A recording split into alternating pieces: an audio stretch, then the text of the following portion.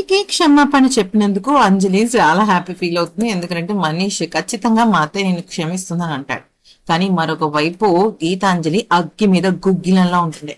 అయితే కాఫీలు టీలు విసురుతూ చాలా కోపంగా ఉండేసరికి వాళ్ళ ఆయన వచ్చి ఎవరి మీద కోపం ఎవరి మీద చూపిస్తున్నావు అంటే, నిన్న మీరు లైవ్ చూసారా అంటే చూసాను అంటే నీకేమనిపించింది అంటే, ఏముంది ఆ అమ్మాయి క్షమాపణ చెప్పింది నీ మంచి కోసమే అంటే, అప్పుడు వెంటనే గీతాంజలి నిజంగా నా మంచి కోసమే అయితే ఆ అమ్మాయి ఇప్పుడు కాదు కదా చెప్పాల్సింది, ఎప్పుడో కదా చెప్పాలి అని రకరకాలుగా అడ్డదిడ్డంగా వాదిస్తుంది అనమాట. అంటే గీతాంజలి మనసులో అంజలి పైన చాలా నెగిటివ్ ఒపీనియన్ ఉండేసరికి ఇక తను దాని నుంచి బయటకు రావటం లేదు.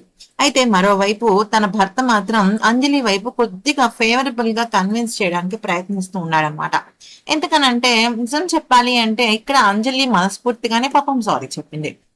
ఆ తర్వాత ఏం జరుగుతుందంటే, మా అమ్మని ఇంటికి తీసుకొచ్చేస్తాను, మా ఇంటికి మా నాన్న లేకపోయేసరికి ఒంటరిగా ఫీల్ అవుతుంది అనేసి అంటే, అవును పాపం మొన్నటి వరకు మీ అంజలి చూసుకునేది ఇప్పుడు ఎవరు లేరు అనగానే కోపంతో అరిచేసి అంజలి కన్నా ముందు ఎవరో ఒకళ్ళు ఉన్నారు కదా అని చెప్పేసి రకరకాలుగా మాట్లాడుతూ ఉంటా. అయితే ఇక ఈ నేపథ్యంలో ఏం జరుగుతుంది అనేసి చూసినట్టయితే, మనీష్ వాళ్ళ అమ్మ నాన్న అంటే గీతాంజలి వాళ్ళ అన్నయ్య అంజలి మేనమామ దుబాయ్ వెళ్ళిపోతూ ఉంటారు అనమాట. అయితే పిల్లలకి జాగ్రత్తలు చెప్పడమే కాకుండా వాళ్ళ అమ్మని కూడా జాగ్రత్తగా ఉండమని చెప్తారు.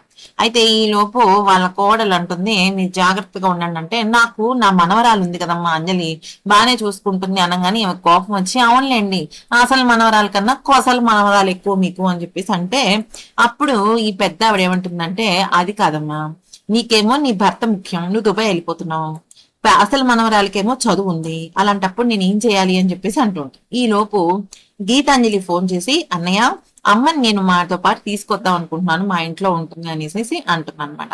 దానికి చాలా హ్యాపీ ఫీల్ అవుతాడు. ఎందుకనంటే తను లేకపోయినా తన చెల్లెల దగ్గర వాళ్ళ అమ్మ ఉంటుందని చెప్పేసి హ్యాపీ ఫీల్ అవుతాడు.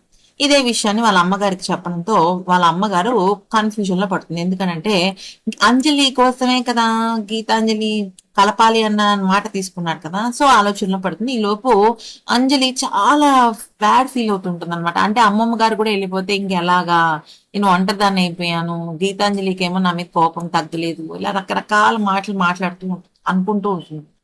ఈ లోపు ఏమవుతుందంటే గీతాంజలి కూడా నాతో పాటే వస్తుంది అనేసి అంటుంది. అనగానే ఇంకా మొత్తం అందరూ షాక్. అది జరిగిన విషయం. ఈ వీడియో నచ్చితే లైక్ షేర్ అండ్ సబ్స్క్రైబ్.